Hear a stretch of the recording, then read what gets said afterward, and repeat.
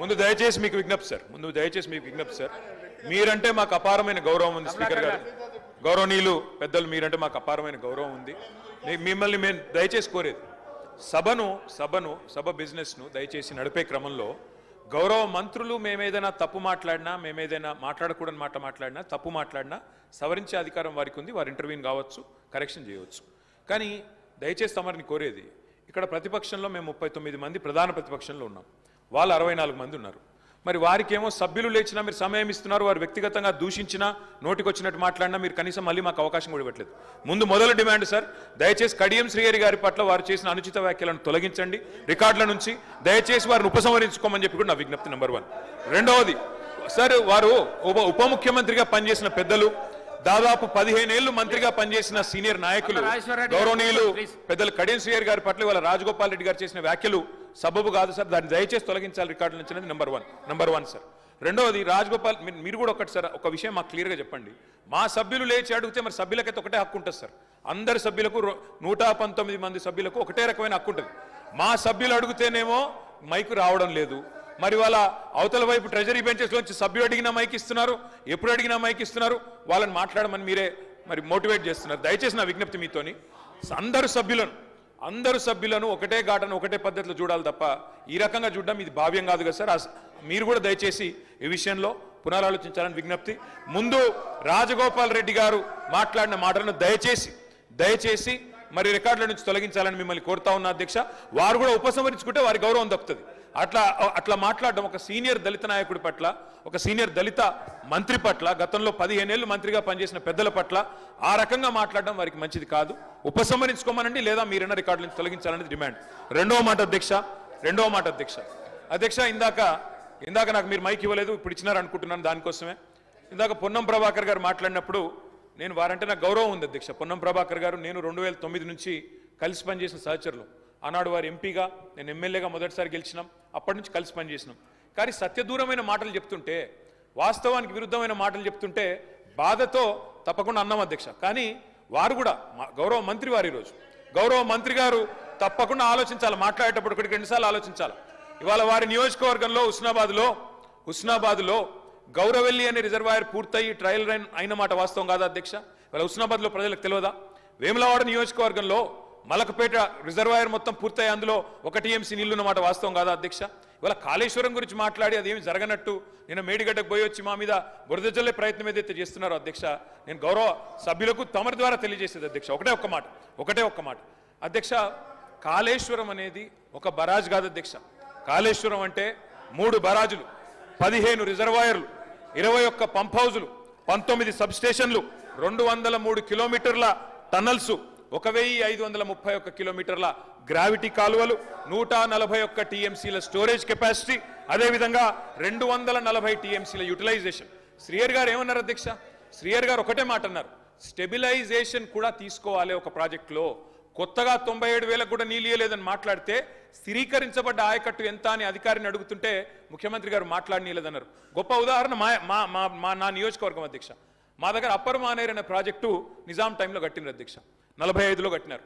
ఆ అప్పర్ మానేర్ అనే ప్రాజెక్టు కోసం ఆనాడు రాజశేఖర రెడ్డి గారి ఆనాడు ప్రభుత్వం ఉన్నప్పుడు కూడా పాదయాత్రలు జరిగినాయి. దాన్ని ఎప్పటికప్పుడు స్థిరీకరించాలని, నింపాలనే ప్రయత్నాలు జరిగినాయి. కానీ ఎప్పుడు నింపబడ్డది అధ్యక్ష? మొత్తానికి మల్లన్న సాగర్ కట్టిన తర్వాత మల్లన్న సాగర్ నుంచి వచ్చే కాలువ ద్వారా ఎప్పుడైతే కూడవెల్లిలోకి నీళ్ళు వచ్చినాయో, కూడవెల్లి వాగులోకి ఈరోజు ఏప్రిల్లో ఎర్రటి ఎండల్లో కూడా మా మిడ్ మానేరు, మా అప్పర్ మానేరు ఎండుతున్న మాట వాస్తవమా కాదా? మా కరీంనగర్ జిల్లా శాసనసభ్యులు వారికి తెలుసు అధ్యక్ష, శ్రీధర్ బాబు గారికి, పొన్నం ప్రభాకర్ గారికి. అందుకే ఆ బాధతోనే మేము చెప్పింది, గౌరవెల్లి అయినా, మలక్పేట్ రిజర్వాయర్ అయినా, అదేవిధంగా మా అప్పర్ మానేర్ అయినా, స్థిరీకరించబడ్డ సింగూర్ అయినా, స్థిరీకరించబడ్డ నిజాం సాగర్ అయినా, SRSP పునరుజ్జీవమైనా, ఇవన్నీ కూడా కాళేశ్వరం ద్వారా జరిగిన మాట వాస్తవం అధ్యక్ష. అందుకే గౌరవ మంత్రి గారిని, ప్రభాకర్ గారంటే నాకు గౌరవం, ఎందుకంటే ఉద్యమ సహచరుడు. ఆనాడు పార్లమెంట్లో వీరోచితంగా పోరాడింది కాబట్టి మా నాయకుడు కేసీఆర్ గారు కూడా కరీంనగర్లో, ఇక్కడ అక్కడ కాదు అధ్యక్ష, కరీంనగర్కి వచ్చే బహిరంగ సభలోనే వారిని అభినందించారు. కాబట్టి మాకు అట్లాంటి మంత్రి గారిని అగౌరవపరిచే కుసంస్కారం లేదు. కానీ మంత్రి గారు కూడా వాస్తవాలు చెప్పాలి అధ్యక్ష. గౌరవెల్లి పూర్తయిన మాట వాస్తవం, NGT స్టే ఉన్న మాట వాస్తవం, మలక్పేట పూర్తయిన మాట వాస్తవం, ట్రయల్స్ జరిగిన మాట వాస్తవం.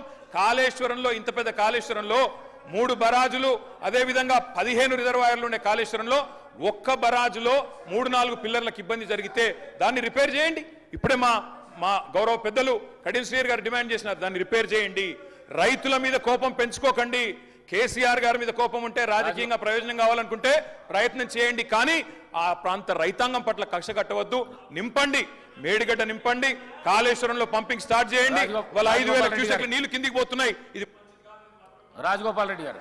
అధ్యక్ష, ఇప్పుడు నేను ఏమంటున్నా, అంత గొప్ప మనసున్న మనిషి కదా కేటీఆర్ గారు, అంత గొప్ప మనసున్న మనిషి. రాజగోపాల్ రెడ్డి గారు ఒక్క నిమిషం గౌరవ ముఖ్యమంత్రి గారు.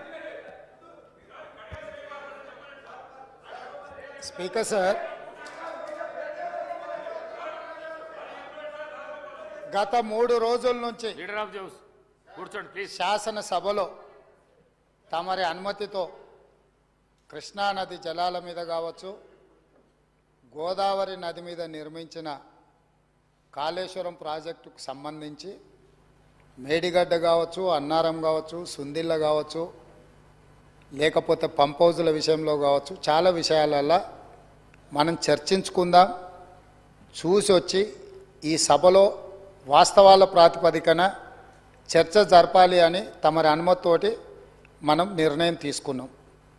వాస్తవంగా ఈ రైతుల పట్ల, తెలంగాణ సమాజం పట్ల గౌరవం ఉంటే ప్రధాన ప్రతిపక్ష పార్టీ ప్రభుత్వ ఆహ్వానాన్ని దృష్టిలో పెట్టుకొని అందరం కలిసి అక్కడికి వెళ్ళి ఆ ప్రాజెక్టులను పరిశీలించి అక్కడ జరిగిన నష్టాన్ని, రైతులకు వచ్చిన కష్టాన్ని అర్థం చేసుకొని ఆ సమస్యకు ఒక పరిష్కారం చూపించే అవకాశం ఉండే. రాకపోను కొత్తగా వచ్చిన ప్రభుత్వమే ఏదో తప్పు చేసినట్టు, ఈ తప్పుకు కొత్తగా వచ్చిన వాళ్ళే బాధ్యత అయినట్టు, అదేవిధంగా పదే పదే భాష గురించి, మాటల గురించి మీరు ఇట్లా అంటున్నారు, మీరు అట్లా అంటున్నారు, మమ్మల్ని గౌరవిస్తలేరు అని ఏదైతే చర్చ జరుగుతుందో, మాజీ ముఖ్యమంత్రి గారు నిన్న నల్గొండ జిల్లాలో వాడిన భాష మీద చర్చ చేద్దామా అధ్యక్ష? ఏం బీకనిక పోయినరని అడుగుతాడా అధ్యక్ష? మాజీ ముఖ్యమంత్రిగా 10 ఏళ్ళు పనిచేసి, కేంద్ర మంత్రిగా పనిచేసి, రాష్ట్ర మంత్రిగా పనిచేసి, శాసనసభ్యుడిగా పనిచేసి, పార్లమెంటుగా పనిచేసి, గొప్పలు చెప్పుకొని జబ్బలు జరుచుకునే ఉద్యమకారుని అనేట ఆయన ప్రధాన ప్రతిపక్ష పార్టీ హోదాలో ఉండి ఒక రాష్ట్ర ముఖ్యమంత్రిని పట్టుకొని ఏం బీకనిక పోయినావు అని అడిగితే, రా ఇప్పటికే ప్రజల్ని ప్యాంట్ ఊడబిక్కురు, ఉన్న అంగి చొక్కా కూడా ఊడబిక్తాం. ఇప్పటికే తెలంగాణ ప్రజలు మొన్న జరిగిన ఎన్నికలలో మీ పాయింట్ ఊడవీకిరు. ఇవాళ ఆ పాయింట్ ఊడవీకితే చెప్పుకునే దిక్కులేక బొక్కబోర్లో పడితే బొక్కలు ఇరిగినాయి మీకు. అయినా మీ బుద్ధి మారలేదు. ఒక ముఖ్యమంత్రిని పట్టుకొని ఏం బీకనిక పోయినావని అడుగుతారా అధ్యక్ష? ఇది పద్ధత?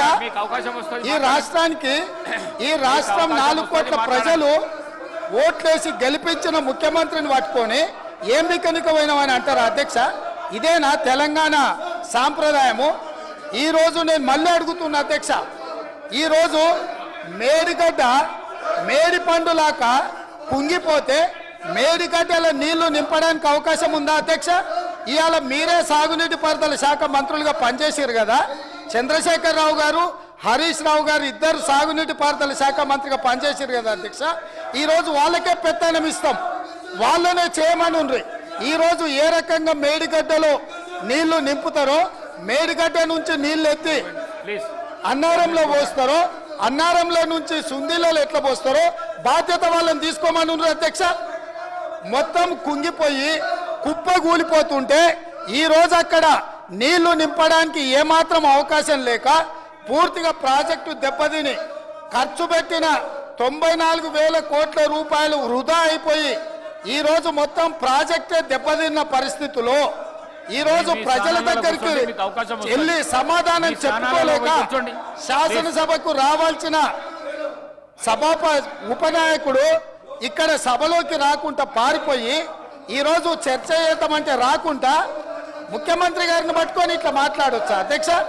అందుకే నేను ఒకటే మాట అడుగుతున్నా, మీరు ఇవాళ చర్చకు సిద్ధమైతే పిలువండి. మీ పార్టీ నాయకుడిని, మీ సభాపక్ష నాయకుడిని చర్చ చేద్దాము. రేపు సాయంత్రం వరకైనా కాళేశ్వరం ప్రాజెక్టు మీద, గోదావరి జలాల మీద ఈ ప్రభుత్వం చర్చ చేయడానికి సిద్ధంగా ఉంది.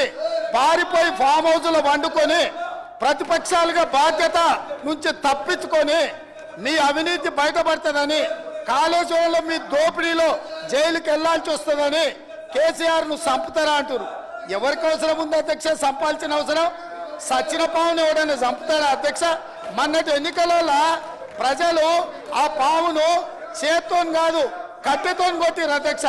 ఆ పాము ఆల్రెడీ సచ్చింది. సచిన పావును చంపాల్సిన అవసరం మాకే ఉంది అధ్యక్ష.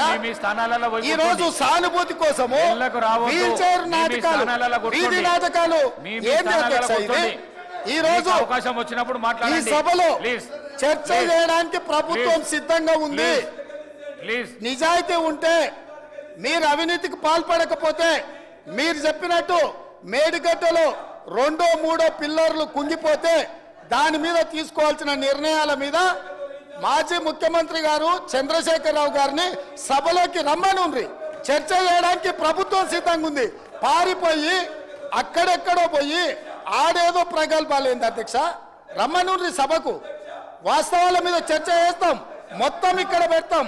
ఇవాళ ఆయన తప్పించుకుంటాడు, ఈయన వచ్చి ఈడ కొత్త మాటలు చెప్తాడు ఈడ. కాబట్టి అధ్యక్ష, దీని మీద ఇప్పుడు జరుగుతున్న చర్చ దేని మీద జరుగుతుందో ఆ విషయం మీద చర్చించమని ఉంది. ఎట్లాగూ సాగునీటి ప్రాజెక్టుల మీద శ్వేతపత్రం పెట్టడానికి మా ప్రభుత్వం సిద్ధంగా ఉంది. మీరు ఏమేమి విషయాలు ఉన్నాయో, ఏమేమి చర్చ చేయదలుచుకుందో మొత్తానికి మొత్తం శ్వేతపత్రం సందర్భంగా చర్చ చేద్దాం.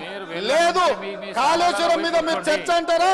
దానికోసం ప్రత్యేకంగా తమ సమయం కేటాయించండి. కాళేశ్వరం మీద చర్చ చేయడానికి మేము సిద్ధంగా ఉన్నాం అధ్యక్ష. కడియం శ్రీహరి గారు, కడియం శ్రీ మీ స్థానాలలో కూర్చోండి ప్లీజ్.